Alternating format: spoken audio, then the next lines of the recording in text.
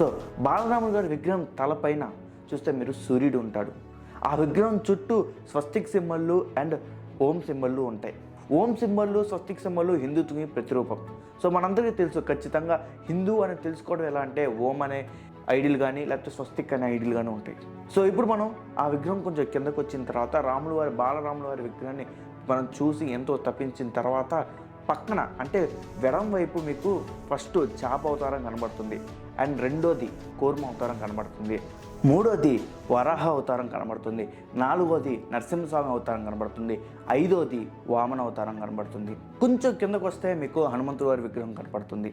అంతేకాదు ఇప్పుడు మనం కుడివైపు తీసుకుంటే 6వ అవతారం పరశురాముడు అవతారం మనకు కనబడుతుంది, 7వ అవతారం రామ అవతారం కనబడుతుంది, 8వ అవతారం కృష్ణుడు అవతారం కనబడుతుంది, 9వ అవతారం బుద్ధ అవతారం కనబడుతుంది, 10వ అవతారం కలికి అవతారం కనబడుతుంది.